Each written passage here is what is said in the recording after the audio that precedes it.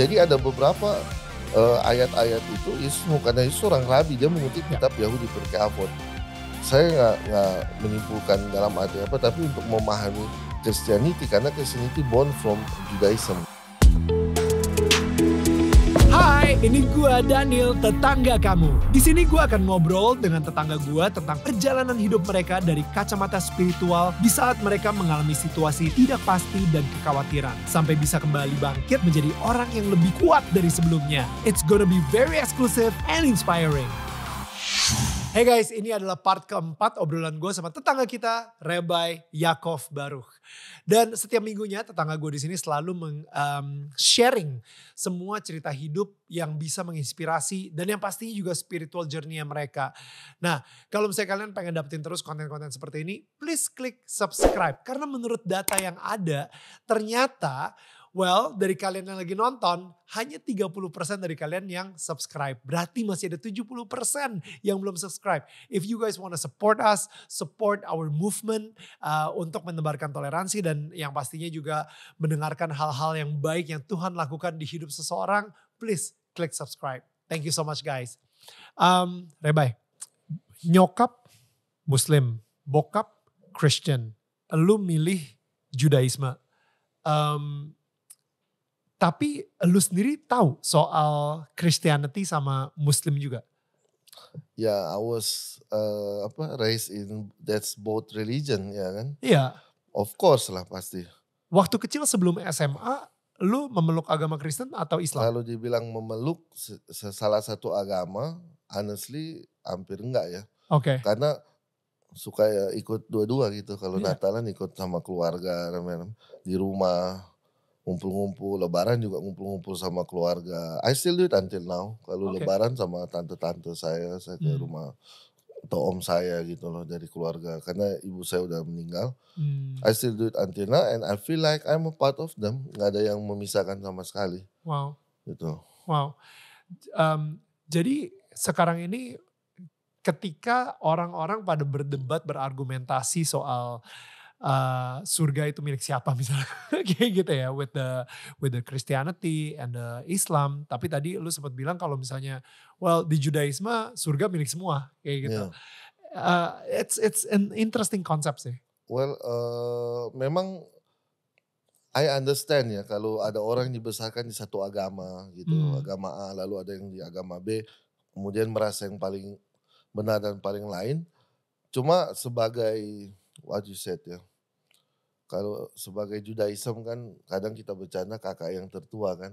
Ya kita bina adik-adik kita gitu loh. Kita apa sih yang kalian debatkan gitu. Kita lihat yuk, siapa tahu saya bisa bantu, ya itu yang coba saya bantu. Kadang misalnya contoh debat nih. Yang dari sebelah pakai Taurat ribut. Kenapa? Karena ya teman-teman Kristen bahas Taurat tertulis. Torah Shebiktaf. Sementara di teman-teman Muslim itu yang Taurat yang ada di Quran itu Torah Sheba'al-Peh, Torah yang tadinya lisan. Oral. Gimana ketemu coba? Shebiktaf sama Sheba'al-Peh. Yang ketemu dua-dua ada di Judaism. Only us can make peace between them. Iya kan? Di Christianity kalau bilang Torah kan kayak di Kejadian, Bereshit, Bara, Elohim, Eta Shamaim. Tapi kalau bisa dengar kata Taurat, di teman-teman Muslim itu kan syariat tentang gimana kita pakai celana yang kanan dulu, pakai kemeja yang kanan dulu. Kalau di Judaism both kita lakukan. Wow. Very detail like that. Sampai pakai sepatu pun kita sepatu kanan dulu, ikat tali kiri dulu buat tali kanan. Jadi semua dimulai dari kanan. Wow. Itu kalau itu oral Torah. Dan ada midras misalnya. Misalnya sometimes kalau ketemu bertiga gitu di acara Interfaith kan saya suka bercanda gitu loh. Misalnya ayo siapa istrinya Kain ke teman Kristen. Nggak bisa jawab kan. Bercanda ke teman Muslim tahu. Nah itu saya bilang ini Torah tertulis ngambilnya. Kanonnya ngambilnya secara kanon tanah kan Torah. Teman Muslim tahu. Orang Muslim tahu siapa istri Kain dan Habil. Karena cerita dari Midras bahwa Kain dan Habil itu lahir dari kembaran yang sendiri lalu terjadi perkawinan silang. Yang begini-begini kan nggak akan nyambung kalau langsung teman-teman Ya. Kristen Muslim langsung bahas. Tapi ketika ada perwakilan Judaism, ya kita discuss jadi hidup kan. Lalu misalnya kita bahas, ayo Abraham ada berapa istri gitu misalnya. 3 atau 4 ya? Mostly akan bilang 3 gitu loh. 3, Sarah, Hagar, Keturah. Padahal di Midrash itu Keturah dan Hagar orang yang sama. What? Jadi abis Hagar diusir, Hagar bertobat di padang gurun, dia kembali, Sarah udah meninggal, dia nikahkan kembali, makanya Keturah dinikahkan kembali. Itulah anaknya Midian. Ya. Midian, dan Midian sekarang itu ya Arab Saudi.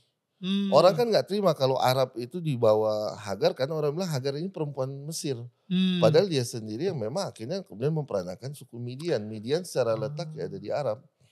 Dan siapa Hagar? Hagar itu bukan budak. Nggak ada yang di dalam konsep Torah Hagar itu budak. Hagar ini putri Firaun. Bukannya pembantunya Di dalam Midrash dia adalah putri Firaun. Wow. Yang Firaun kasih kepada Abraham waktu dia udah malu, waktu dia salah goda kan si Abraham di Mesir. Firaun bilang, bawalah anakku, lebih baik anakku jadi hamba di negerimu daripada jadi putri di sini. Makanya dia jadi kayak tangan kanan lah. Bukan budak. Masa budak mau dikasih ke suaminya oleh Hagar. Jadi Hagar ini seorang perempuan yang mulia, dia ratu di Mesir. Tapi dibawa oleh Hagar jadi seperti staffnya gitu lah. Ini yang dikasih ke Abraham. That's interesting. Gue ngerasa ya kalau kita, apalagi bukunya udah beda gitu. Kayak misalnya Quran sama Alkitab, itu udah 2 buku yang berbeda. Maksud gue apa yang perlu diperdebatkan. Tapi I like the fact that lu bisa ngasih sebuah perspektif baru lagi gitu di sini. Kenapa dia jadi 2 berbeda? Karena memang yang satu kan dari Shebiktav dan Shebalpe itu. Tadi lisan itu ya. dan oral. Ya. Sebenarnya both itu berjalan. Ya. Tuhan bilang di Torah tertulis, haruslah kamu merayakan Sabat. Ada yang tidak boleh kamu lakukan. Ada di mana? Ada di oral. Ini yang tidak boleh. Memintal, menyalakan api dan lain. 39 melaka kan untuk larangan Sabat. Ya. Jadi itu kayak petunjuk oral. Tapi oral ini kan diturunkan turun-temurun. Secara lisan. Kemudian 2000 tahun lalu ada seorang rabi namanya Yehuda Nasi. Dia takut orang-orang Yahudi saat itu melupakan tentang Torah lisan ini, dia bukukan jadi Mishnah, kemudian ditambahkan dengan Gemara. Jadi Talmud. Jadi ada penjelasan dan itu yang jadi Talmud. Jadi kayak di Quran dan di Talmud misalnya kan, itu ada yang kompatibel di Quran di surat Al-Maidah dan di Talmud di kitab Syabat itu, dan itu dibilang he who save one soul, save entire the world. Dia menyelamatkan satu jiwa seperti menyelamatkan seluruh dunia. Dan dia yang membunuh satu jiwa sama dengan membunuh seluruh dunia. Gitu. Dan itu di Quran ada? Iya, di surat Al-Maidah tadi. Itu isinya kompatibel. Dan isi kitab misalnya Pirkei Avot dengan perjanjian baru. Di Pirkei Avot ada dibilang di mana 2-3 orang mau duduk membahas tentang Taurat, hadirat Syamaim ada di situ, Shekinah. What? Itu yang diucapkan oleh Yesus karena Yesus orang rabi. Lalu dibilang, Yesus pernah bilang begini waktu diuji orang Farisi, gambar siapakah ini? Berikan kepada Kaisar apa Kaisar punya, berikan kepada Allah apa yang Allah punya. Itu dari Pirkei Avot. Jadi ada beberapa ayat-ayat itu Yesus, karena Yesus orang rabi, dia mengutip kitab Yahudi Pirkei Avot. Jadi untuk saya nggak menyimpulkan dalam arti apa, tapi untuk memahami Christianity, karena Christianity born from Judaism kan, nggak salah lah sekali-sekali diskusi gitu loh. Bukan untuk mengganggu akidah atau iman orang Kristen, tapi untuk menambah, memahami konteks gitu loh. Kenapa orang Kristen nggak sunat misalnya? Ya Paulus itu udah benar.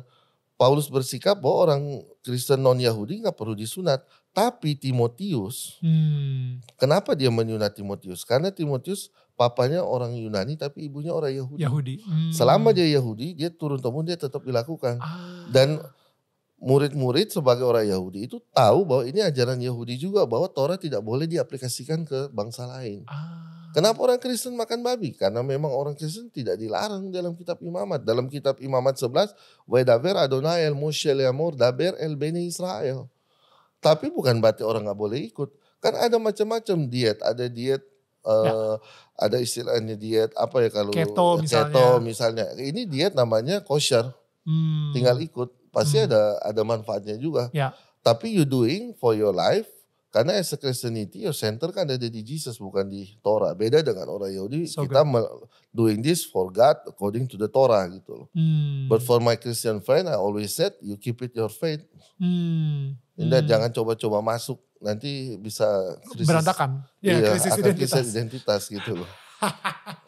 Something like that. Oh, which is interesting karena gue seperti tadi gue bilang gitu ya, gue sempat ada sebuah revelation kalau misalnya you wanna become more like Jesus, then you follow the lifestyle of Jesus.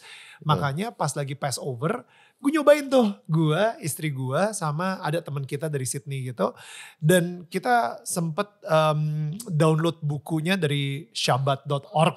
Agak ada. Hagadahnya, Niat banget. ya. Itu gue download, gue print, abis itu gue emang sih ada doanya banyak banget. Tapi kita taruh wine-nya itu minumnya langsung 1 gelas ya, langsung kita tenggak gitu 4 kali. You know, I tell you something. Actually, you're not wrong with that. Why? Kan ya, di kitab Injil kan Jesus said kan on the 9, lakukan ini untuk memperingati akan aku. Yeah. So he talked to his disciple. Yeah. It means you to do it that to remember him. So what was the problem? Nothing at all. Dan gue juga bilang kayak, you know what? At that time, pada malam itu sebelum Yesus disalib, dia lagi merayakan Passover. Exactly. Dia bukan komuni gitu. Jadi gimana kalau misalnya kita cobain Passover saat itu ya? Ya udah akhirnya kita cobain Passover. Tapi karena kita nggak ada orang Yahudi di sekeliling kita, kita berdoanya bukan mengingat nenek moyang kita keluar dari Egypt, tapi mengingat ketika kita dibebaskan dari belenggu dosa, dari slavery of sin gitu. Which is a whole different banyak revelation yang dapat juga pas kita melakukan si Passover gitu. Actually you can just go to the Jewish Passover karena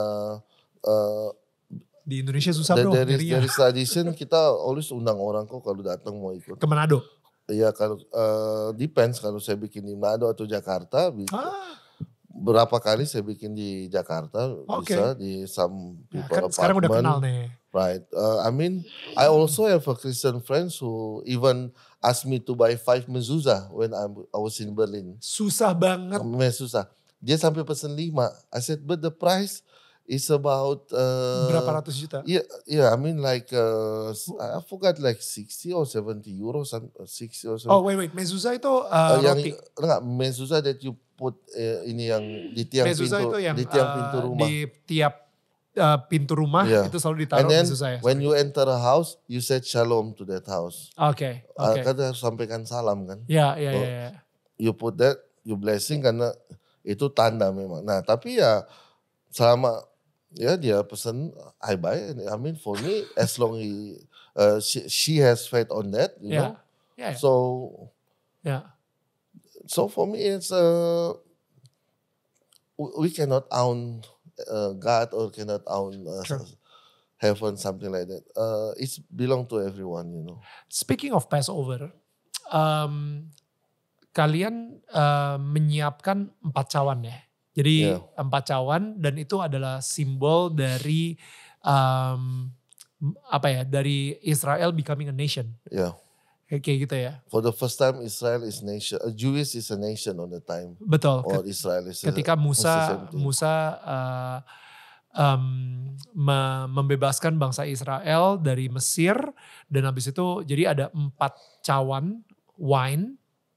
Yang pertama ngomongin soal ketika Musa membebaskan bangsa Israel dari Mesir. Yang kedua mereka Laut Merah dibelah ya kalau nggak salah. We do it yang 4 itu dengan jarak-jarak ini kok. Betul. Nggak langsung ini. Jadi yang pertama untuk cerita dulu kan tentang Yestiat Misraim. Kemudian nanti ada yang bahkan kita memperingati musuh juga dengan kita ngambil. Jadi setiap tula itu yang jatuh ke orang Mesir kita juga turut. Ini karena ada ayat di dalam Tanakh yang bilang kita tidak boleh bersukaria ketika melihat musuh kita jatuh. Jadi every Passover kita ambil wine 10 kali kita tetes setiap pembacaan tula. Jadi 10 tulah itu dibaca, kita Oke. ambil setiap misalnya bareh, ambil satu tetes di piring.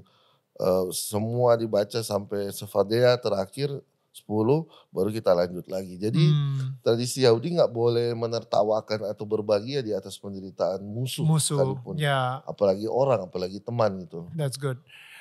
That's one of Dan the itu moral di gitu. Amsal juga ada sih, Iya, yeah, actually we taken from that. from Proverbs ya. Iya, Nah, jadi si empat cawan ini isinya wine, ini yang gue cobain di Haggadah, itu iya. apa yang lagi pas lagi Haggadah, Passover. right. Pas lagi Passover gue nyobain gitu. Nah, dan itu akhirnya gue ngerti filosofi di balik itu. Tapi ternyata ada cawan kelima. Untuk Eliyahu. Eliyahu, Iya. Eliyahu, ya. ya Elia. Elijah kalau saya dalam bahasa Inggrisnya, Elijah, which is Elijah itu akan datang untuk mempersiapkan jalan buat Mesias. Right. Nah ini yang menurut gua perbedaan yang sangat besar banget antara Judaisme dan Christianity.